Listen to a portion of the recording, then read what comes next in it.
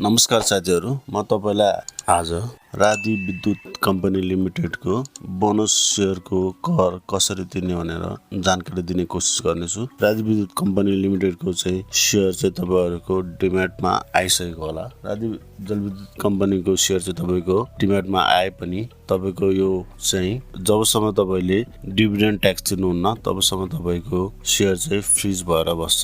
यदि तपाईले dividend tax तिरेको खण्डमा मात्र तपाईको चाहिँ शेयर फुका हुन्छ र कारबार गर्न मिल्ने हुन्छ। यसको लागि तपाईले चाहिँ राधि विद्युत कम्पनीको खातामा चाहिँ डिभिडेन्ड ट्याक्सको पैसा चाहिँ जम्मा गर्नुपर्ने हुन्छ।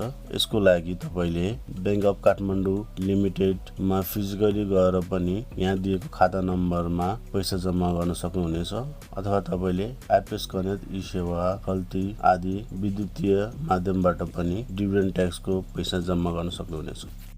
र यसको लागि डिभिडेन्ड ट्याक्स तिरिसकेपछि तपाईले त्यसको भौचार यो सूचनामा दिएको इमेल एड्रेसमा पठाउनु पर्ने हुन्छ। यसको लागि म आज तपाईलाई के गर्ने भनेर बताउन गइरहेको छु। यसको लागि तपाई सबभन्दा पहिला radhividyut.com.np मा जानुहोस्। त्यसपछि तपाईले डिभिडेन्ड रिजल्ट भन्नेमा जानुहोस्। डिभिडेन्ड रिजल्टमा गइसकेपछि त्यहाँ तपाईले आफ्नो डिम्याट नम्बर लेख्नुहोस् र सर्च गर्नुहोस्। त्यहाँ सर्च गरिसकेपछि तपाईले कति डिभिडेन्ड ट्याक्स तिर्ने भनेर जानकारी पाउनुहुनेछ। र यो तपाईले आइपीएस कनेक्ट ई-सेवा खल्ती आदि विद्युतीय माध्यमहरुबाट पनि तिर्न सक्नुहुनेछ, अन्यथा तपाईले बैंकमा गएर दिएको बैंक खातामा जम्मा गर्न सक्नुहुनेछ। म चाहिँ यहाँ तपाईलाई आइपीएस कनेक्टबाट तिरेर देखाउने गइरहेको छु। यसको लागि तपाईले आइपीएस कनेक्टमा लगइन गर्नुहोस्। लगइन गरिसकेपछि तपाईले बैंक एकाउन्टमा जानुहोस्।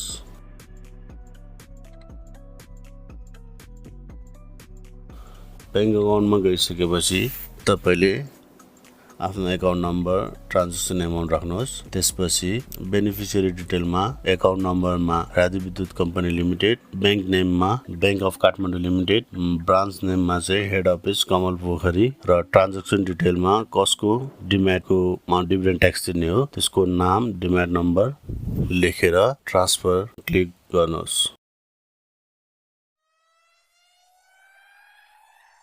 ट्रान्सफरमा क्लिक गरिसकेपछि तपाईको ट्रान्ज्याक्सन पासवर्ड राख्नुहोस् र तपाईको मोबाइलमा ओटीपी कोड आउँछ त्यो राख्नुहोस्।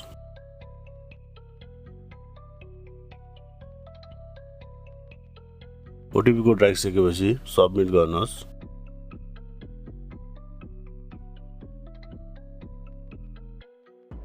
तपाईले त्यसपछि ट्रान्ज्याक्सन डिटेल आउँछ, तपाईले यसलाई डाउनलोड गर्नुहोस्।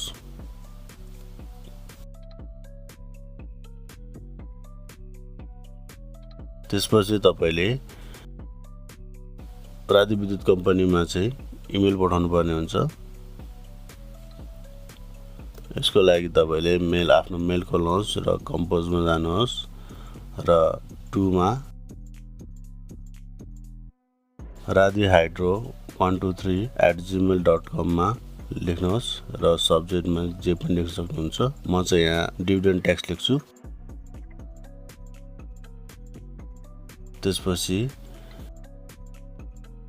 मेसेजमा चाहिँ नाम र डिम्याट नम्बर लेख्नुहोस् र त्यो पीडीएफ फाइललाई अट्याच गरेर सेन्ड गर्नुहोस्।